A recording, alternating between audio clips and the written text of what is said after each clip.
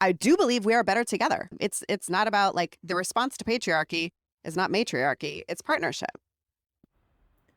Well, friends, welcome back to the podcast. And do you see my fancy editing skills? We got a little intro clip here.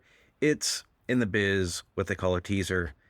Give you a little taste of what we're going to be talking about here. That's my friend April Diaz. April is going to be joining us here on the podcast in just a moment.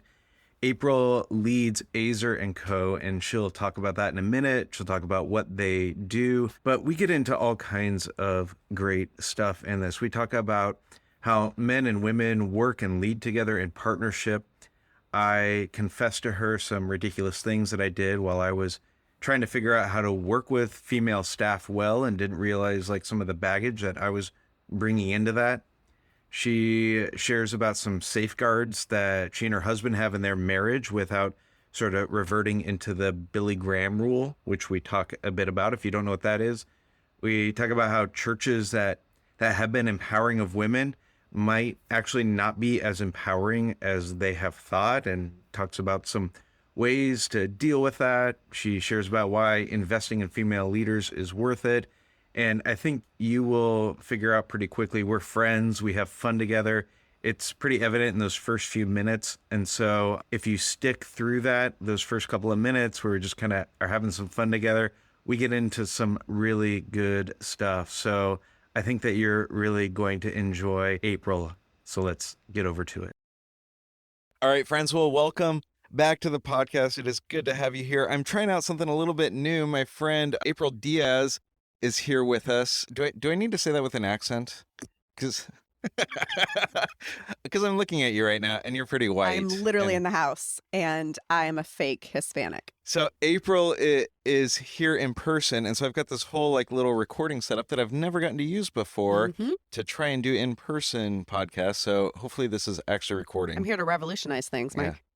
Well, April, you are the founder of Azer and Co., and which I looked up on your website. It says that you are activating women towards wholeness in life and leadership in full partnership with men. So does that mean that you do not care about men, that you only want to like help women? You literally just read our mission statement. You're funny and a jerk. So you're an author, a certified coach, you're a preacher, you're a speaker, and we got to know each other quite a bit more when, for a year, you served as a teaching pastor with me at the church that I was leading here in Long Beach. And so the first question I want to ask you stems out of that. Oh, no. Is why was I the best boss you've ever had, and how come nobody else has ever measured up? Oh, my gosh. So that was a really fun year. Honestly, it was so great. You and me and Goody Goodlow and, the team of pastors from the church as well.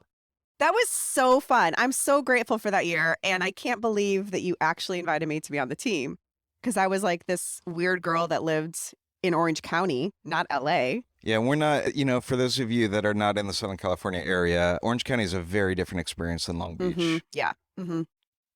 But you invited me and I said yes. And it was delightful. And I enjoyed every single time. It was a lot of fun. It was fun. And we still get to hang out, which has been a gift for me. Same. So I remember actually having a conversation where you were starting this company, Azer & Co., and you're starting to talk about it. We were at lunch with a mutual friend of ours named Jason, and we're sitting around a table, and you're telling us about, like, here's kind of what I'm dreaming up. Here's what I'm doing. So first, I want to hear a little bit about the origin story of Azer, but I'm thinking about some of the folks that are listening that might not be as, like, theological nerdish and don't know that name. Yeah.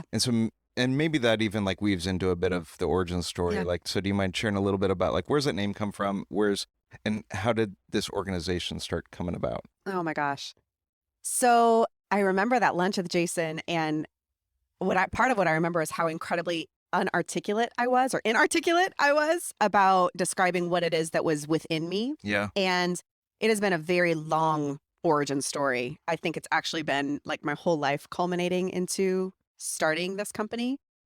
I never would have imagined that I would have launched or led a company that was about women and wholeness and leadership. But if I look back on my story, I have been a leader my whole life, but there wasn't always space for me. And there wasn't always a place for me to use the gifts that I'd been given. There wasn't always opportunities for me to have my voice shared at the table or to be used on a stage.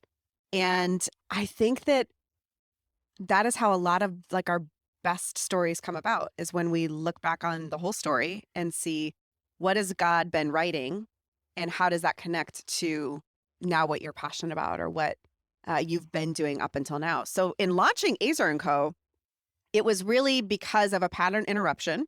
I'd gotten fired from a job that had mattered to me. That was kind of where you and I even reconnected, was soon around that time. And I wasn't sure where to go. I didn't know what to do. And I had all of these years of like local church experience. I'd been coaching, I'd been speaking all over the country. I had been, writing, but it felt like there was this moment in time where I needed to rethink where I was at in like the next stage of my vocation and in like using my story and my gifts in the world in a different way. I think I was 38 at the time. So there was even kind of like this, I'd been in church world and leadership for about 20 years. And so what was kind of the next iteration or the next development of that? And I remember wrestling with all of these different passions and different experiences and different, gifts and stuff, trying to figure out like, how does all of this come together? And I had a girlfriend, when I was processing all of this, look at me and say, April, you have it tattooed on your arm. And I was like, what?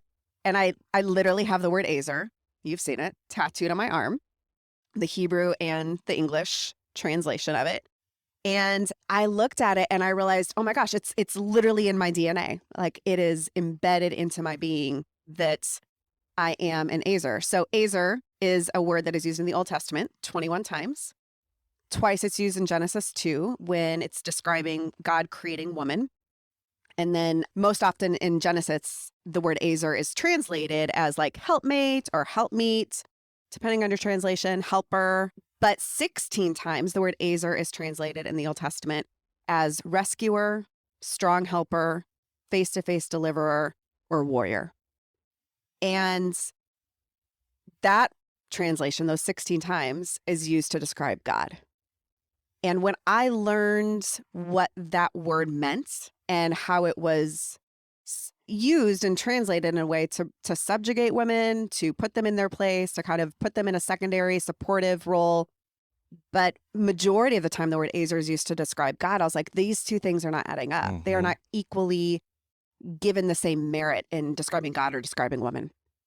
And so I had it tattooed on my arm to really remind me of who I am and that I am not created less than or secondary or supportive in the ways that I had been raised and taught about what the role and the place of a woman was. So that's kind of where Azer & Co. emerged, was from my own story and really my own wrestling with who am I in my identity? What is it that I'm called to do in the world? And not just me, but half the world, the women all across the world. Yeah. Yeah. Like what's some of the kind of work that you do with Azer & Co.? So we are a coaching company and we do coaching groups primarily because we believe that transformation happens better together. And so lots of companies do one-on-one coaching and we do a bit of that as well. But we really do group coaching because that is where so much of the secret sauce lives for how women experience transformation, is in relationship with one another. Because we can call things out in each other, we can support, we can advocate, we can call each other out on a BS. Like all of transformation is so beautiful when there is that relationship with people that are like you, but also not like you. So coaching groups is kind of the main deal, but yeah. Yeah. So I want to ask you some questions about women in more egalitarian spaces. Okay. And so I think most of our folks know, like that are listening probably know what egalitarian is, but for those of you that don't, there's two major like overarching views about how people view men and women's sort of like space in the church. One would be called complementarian, which in some ways is a hierarchical view that says that, to take them at their best argument, they would essentially say that men and women are equal, they're co-equals, but they have different functions. And so there are functions that men can do in the church and in the home that women cannot do. And so in that church, like a woman could not serve as an elder, as a senior pastor. Some of those churches, women couldn't preach from the stage and on and on. Yeah. An egalitarian church would say men and women are both equal in function and in role, Yep. And that in those church spaces that women serve and men serve based off of giftedness, not off of gender. Yes. Right. So in the church that I had been leading, we went through a process where we transitioned and became an egalitarian church during my tenure. And one of the things that I was realizing is that I had all of this sort of baggage that I carried with me into that I didn't realize was there. And Sure. I want to first like talk about some of that and have you like speak into it a little bit, because I'd be curious if we were to like go back in time to me back then 10, 15 years ago, like what would have been, if I had been open to it, what would have been some of the things that you would have said to me? Mhm. So we had this woman on our staff who's a mutual friend of ours who she was our second preacher, and I had a good relationship with her. And I remember I received this email from somebody in our church who I really respected a lot, who told me, who said like, hey, I think she's really fantastic. I think you need to be like, have your guard up around her, because I could see you all spending a lot of time together. You have some similarities in ways that like could end up being detrimental to your marriage. And so like, I just want you to be aware of that. So I felt like there was always this like sort of thing that was there. Yeah. Then along with that, we had what I later learned was the Billy Graham rule on staff. That was that you could not, that as a married man, I was not supposed to be alone with a woman in like in the car together, in like Going out for a meal. yeah, go out for a meal, Recording a things like that. podcast. Yeah, so like it couldn't be like you and I are here, like we couldn't have been, I could be in the office space at church because there's a lot of people around and I could do Right. that, but like windows had to stay open, things Yeah. like that, right? So with this woman, I was thinking through a few things. Like one of the things we used to say was that my relationship with her was always through Allison, we would say. And so like if we were going to hang out together if we are going to hang out with her, I would ask Allison to call her or text her, so that What? in making like personal connections.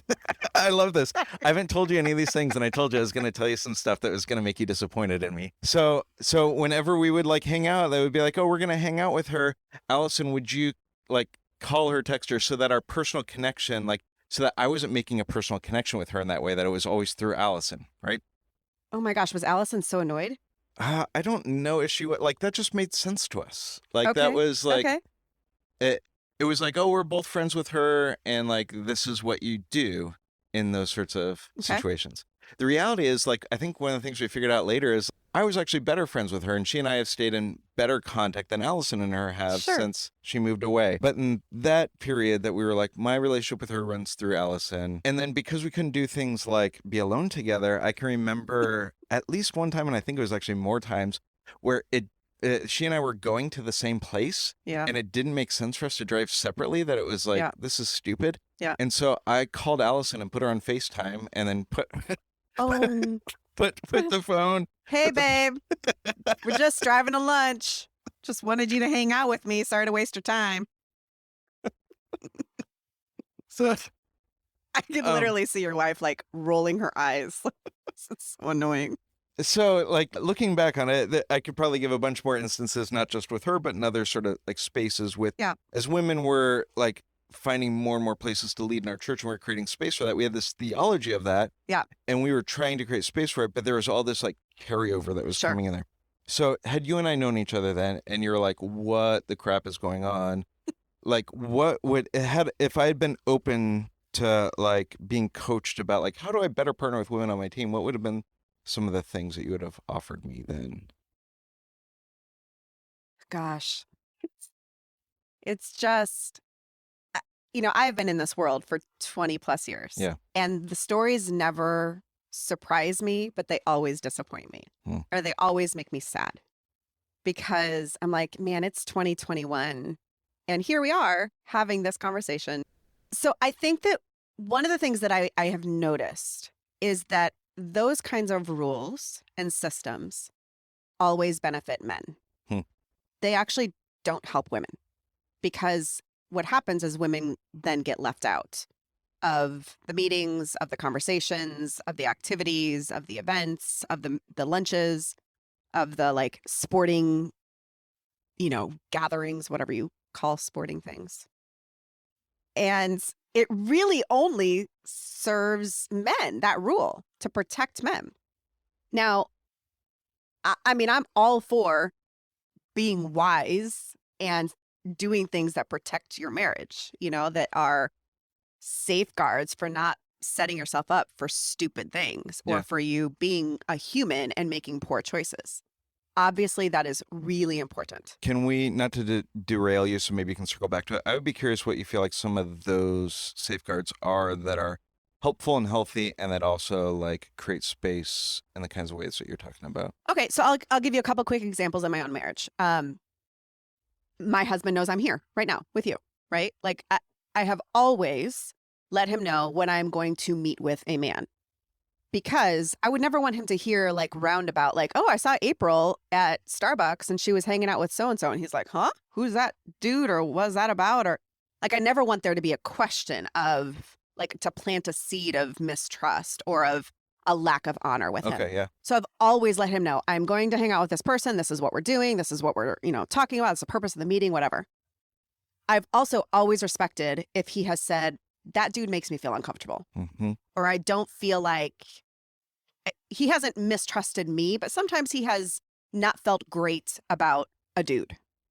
And so I have also always honored and respected that. So is there a shift in like what we would be doing together or when we would be doing it or, where we would be, having that meeting or whatever? That has not happened very many times in our 20 years of marriage because he really trusts me and because there's enough equity in our relationship, right? Where there's that system. So I think that has been kind of the first and foremost is like, this is what I'm doing. This is where I'm going. This is who I'm going to be with. And that has been enough. But Brian also knows in the 25 years that I've been leading in church and faith spaces, I am almost always one of the only, if not the only female in the room. Mm-hmm. So if he were to say, babe, don't want you to go there and do that, I literally wouldn't have a career. I literally wouldn't have had a job for 20 years because that is the nature of my work. And even in running a company for women now, the vast majority of my one-on-one coaching I do with men. So there are a lot of things that men tell me that are personal and that are deep and that are meaningful to them that, gosh, if there wasn't that kind of trust and sacred space in our marriage, I wouldn't be able to do the majority of the work that I've done. Yeah, that's good. That's helpful. So sorry, I derailed you from, you were sharing a bit about like what you would have. Yeah. So for me as a coach, the thing that is most important for me in setting the stage with a client is what is it that you want? What do you want on the other side of this coaching relationship? So 3 months down the road, 6 months down the road, where do you want to be that you are right now? What do you want to have that you don't have right now?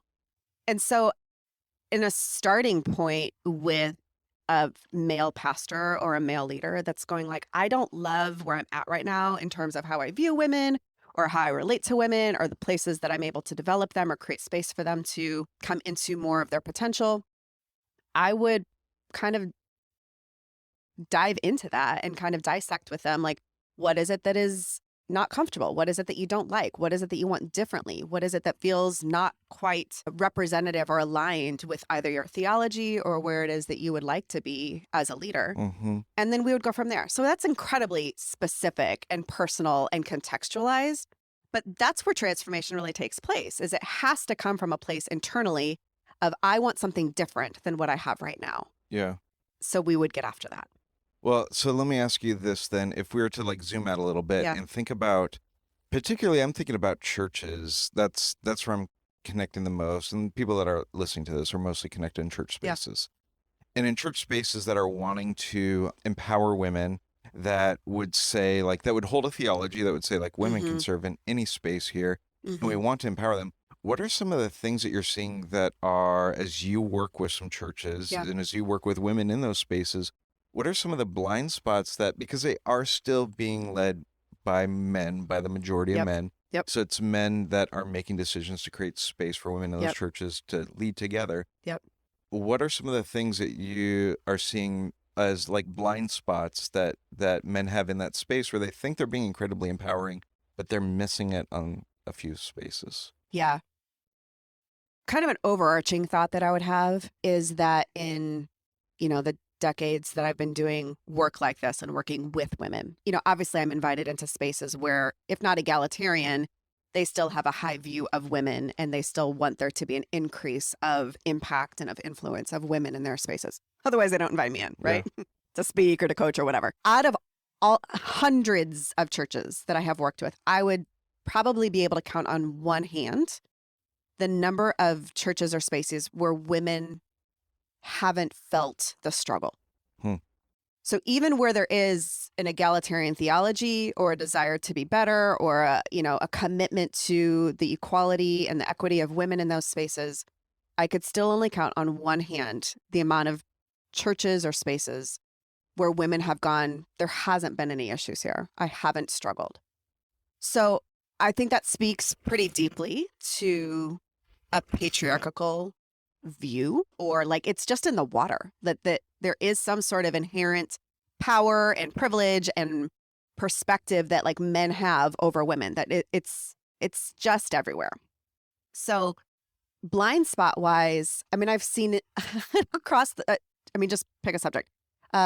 Not having great maternity policies or ways to be able to work from home or ways to be able to work remote. Obviously, since COVID, that has changed quite a bit. There's been some really great advances when it comes to that kind of stuff. Childcare options, the ability to kind of shift how and when women work, so that they can have it all. They can have the family and they can have the work. I think there's some blind spots in terms of development, which is one of the key reasons Azer and Co exists, is there are far more developmental opportunities that are given to men than there are to women. I mean, statistically, you can see that. You can Google all kinds of stuff. But men seem to have more like formal education opportunities and financial resources to get there, but also in terms of like coaching or mentoring or therapy, like women have to really advocate for themselves for the most part when it comes to that kind of work. And it feels really vulnerable for women to be able to do so, because when a man asks for it, it is received more as like a developmental opportunity to get better. Okay. When women ask for it, I think it is perceived as a weakness or a lack that they have and that's why it is needed. See the distinction in how I'm communicating that? Yeah. And so, I mean, women, I hear this all the time from women. We are taught, be grateful for what you have. Don't ask for more. And like, you're going to need to work, twice as hard as your male counterparts in order to kind of get the same opportunities or the same space.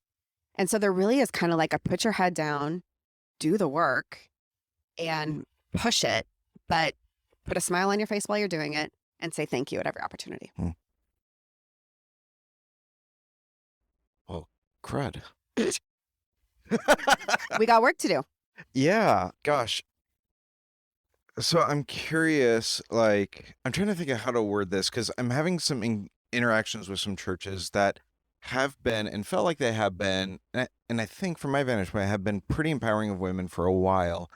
And it feels like all kinds of stuff is being surfaced over the past year and a half, right? Like, especially in the evangelical space, all kinds of stuff is being brought out, right? Yep. And so some of what it seems like that's doing is also like people that felt largely maybe content in the place that they were in. They started to see like, oh, there are some cracks here that I maybe didn't notice before, didn't let myself see before, because it felt like this place is better than other places. Mm-hmm. So some of what that's doing, some of what I'm hearing and experiencing are from senior pastors that are in churches where it was like, particularly around women for our conversation, where it was like, we've been doing a great job empowering women for a long time. Women have been elders with us for a long time. They've been on our main stage for a long time. They've been preaching, and they're experiencing this sort of like pushback that's really, really new for them, that they've never experienced before, of women on their team who are feeling like, gosh, I don't have the same opportunities as men. Mm-hmm. And then the senior pastors are saying, why? We've never heard this before. We feel like we've been so good about this. Yeah. Help us to like push into some of those blind spots a little bit on like what maybe they might be missing, what like churches that have been doing a good job at that, but there's still something that's there. What would you say to those leaders? I hear a lot of that when like a woman is up on a stage, 5 or 6 times a year, or we've got one woman on the executive team, or we've got a woman on our elder board. Okay. And like, yes, we have created space, or we've got, half of our staff is women. It all comes back to like, I have like 15 thoughts going through my head. So I'm needing to streamline them. On the stage, like my dream would be 50%. Half of the weekends are being taught by women and half of them are being taught by men. 50% of the elders are women, 50% are men. I do believe we are better together. It's not about like the response to patriarchy is not matriarchy, it's partnership. So it is not about like, okay, you're being given 10% or you've got 25% of that space. It is about like really the sharedness of that. And then also in like for staffs that have a high percentage of women on the staff, a lot of times those positions are in coordinating or director or administrative roles. They're not in influencing decision-making leadership or communicating capacities. And so while it may look like on surface value, there is opportunity, I would dig into it more, especially if there are women that are going like, I'm not content, or this is not quite right. Why is that? And as often and as much as possible that men or decision makers can have a posture of curiosity and not defensiveness, that will actually get us somewhere. Curiosity is really important. Yeah, that's really good. I like that a lot. That, I mean, it feels like curiosity covers a multitude of sins. It's my favorite quality. Yeah. Mm-hmm. Yeah. Yeah. So in those sorts of spaces, they are still being like, it's still a man who's a senior pastor. And even, I wonder if even a part of the reason that he's going to preach more is because a part of our model of ministry has been a senior pastor needs to have a majority voice, right? So there's not even opportunity then for it to be a 50-50 voice. Yeah. Or it's, well, we started creating space for women, but there aren't enough qualified women to move into these roles, right? So here's my quick pushback on that. Can I step on a little soapbox for a second? That's why I'm setting you up for, please. Okay. I can't even tell you how many subpar messages that I have heard from men who are developing their teaching gifts. Who the senior pastor is going, I see potential and I want to develop the potential. So I'm going to give you these opportunities. That is not what happens for women. Yeah. You have to be already at a place that you don't get up on the stage and fail because all eyes are looking for an opportunity to either disqualify you or to say that she doesn't have it quite yet, or she needs to spend more time like in study or in education or whatever, or in smaller groups teaching. But I cannot overemphasize how often I have heard the opposite about like, we're just creating space for this man to develop. And the weight that that puts on women, the pressure that that puts on us to perform at a level where it's like, crap, I'm not going to not only lose the opportunity for myself in the future, but also for all of the women behind us. Like our mutual friend, Nancy Beach, has said repeatedly, this is from Harvard Business Review, of the freight of being iconic. And that is a characteristic, I would say, that for women who are leading in spaces, they feel, even when there is a larger percentage of women, you know, like beyond the 10% or the one in the room, is they feel the freight of being iconic. And they blow that opportunity for themselves. It's not just for themselves, but it's for those who are coming after them. And that's incredibly unfair. Yeah. Oh, gosh. I'm so glad you brought that up. I just was talking with a friend recently whose church had like shifted some things about how they viewed women, and she was trying to figure out her role in it and was pushing to be either ordained or licensed in it. And they finally decided like, we're open to licensing you and we'll create this pathway that you can go through. And so I was connecting with her before she was going to do like an interview with them through it, theological interview and blah, blah, blah. Yep. And we're just talking through some questions where like, just want to process them, right? Yeah. And we started processing though, then like, okay, well, what happens out of this? Like if you don't get licensed, you don't whatever. And she talked about like, I feel this weight of that I'm creating space for whether or not women will continue to get licensed or not. Yep. And I just didn't even know how to like, I wanted to be able to say to her like, oh, don't put that weight on your shoulders. Like, that's not fair for you. You shouldn't go into it with that. But I also don't get what that's like. Like, I don't think I even really knew. I stumbled through some stuff, but I didn't even really know like what to say to her. Like, what would you have said to my friend in that? I would have said, you're right. That's true. That's true. Well, that sucks. And it sucks. And it really is a heavy weight. But you can't invalidate something that is true. Yeah. You know, like you have to speak reality, which is like first task of leadership, right? To find that reality. And then I would invite her to imagine like what her best contribution still is in that process. Or if she were to think about her daughter or the young girls that she is mentoring, or, you know, the students in her youth ministry, whatever it is, like to envision like what is possible and how you can open things up for them. I would shift the pressure into opportunity and into potential. Like it is a mindset that does need to be addressed and then shifted. That's good. Well, spoiler, she did end up passing. She got Praise the Lord. licensed, which is wonderful. I was really excited for her and really proud of her. And awesome. yeah, it was really great. So you do with Azer and Co, like you go into, do I understand this right? Like you'll go into a church and you'll do like a coaching community with the women that are on staff at that particular place. Like you'll do ones with people coming in from multiple places. Yeah. We also do it at like one place, like yes, at a church, go in and be with that team. So I do have like, I want to hear about like what that is, what the benefit is for a church, like how that's helpful for them. Yeah. But for that, I'm kind of curious about like one of the moves that I had made when I was leading church was we had like the traditional men's ministry, women's ministry sort of breakdowns. Sure. And I started to see a breakdown of discipleship by always separating out men and women in those ways, and started trying to create more discipleship communities that were multi-generational, that were cross-gender, that were like different stages of life, married, single, young families, empty nesters, trying to have like communities like that, seeing that as like, oh, the best kind of growth can happen in the space where like we have different sorts of voices all speaking into it. So now talk to me about like, well, then why would we separate out some of those people and have a whole separate thing for them? Yes. So some of it is because of safety and cultivating a space that allows for there to be both a healing and then a strengthening from within to be able to go back into those spaces.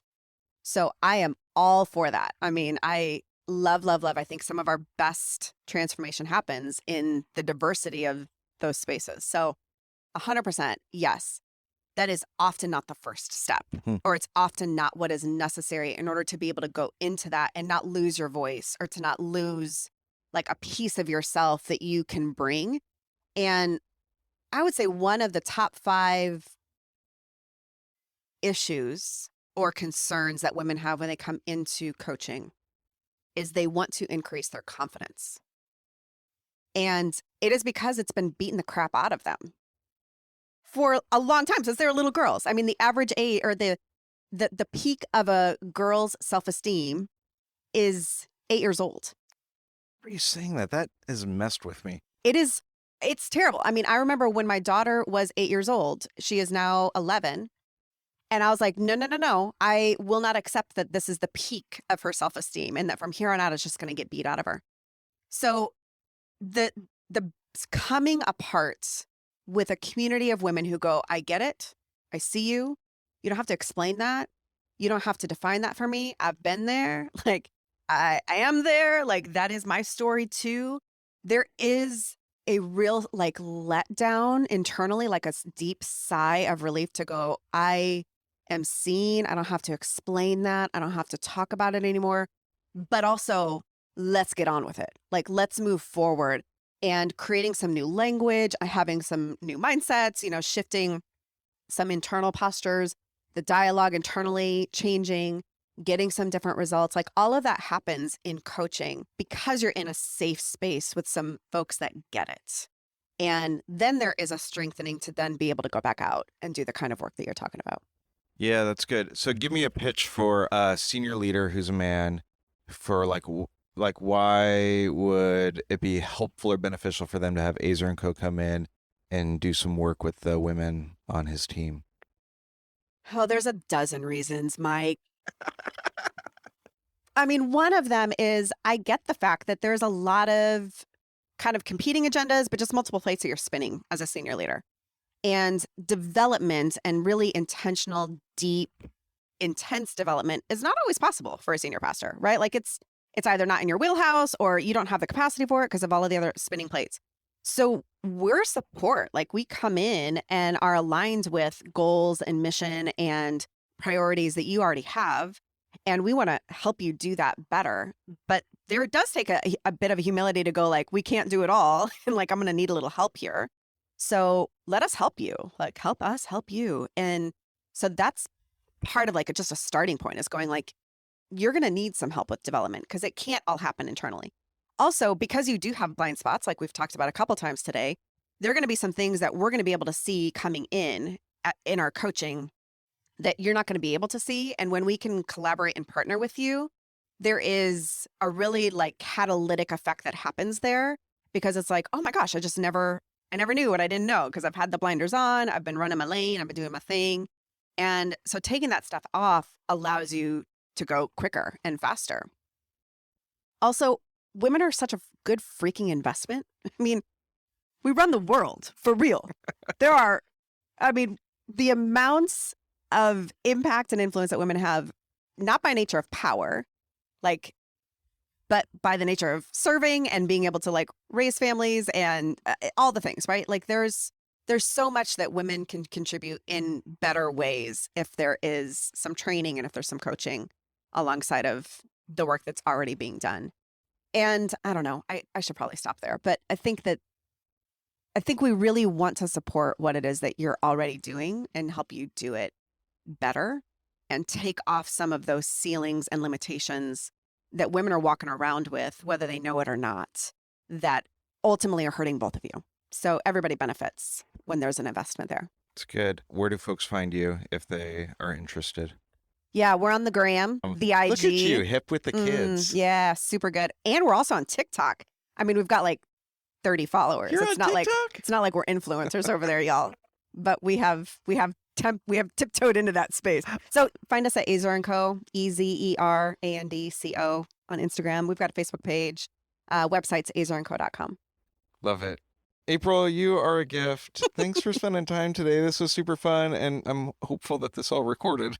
Oh, good Lord. Thanks for hanging out. Thanks, friend.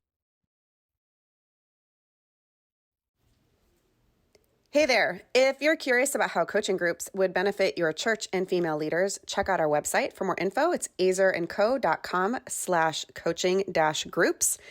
Our 6-month online coaching groups are actually 35% off through January 21st. Even better, you can register a group of women from your church. Since transformation happens better together, there is exponential benefit when multiple women from your community experience this together. Mike is going to drop the links in the show notes so you can check it out. Investing in your female staff is one of the best investments you can make. Invest in her this year. Thanks so much.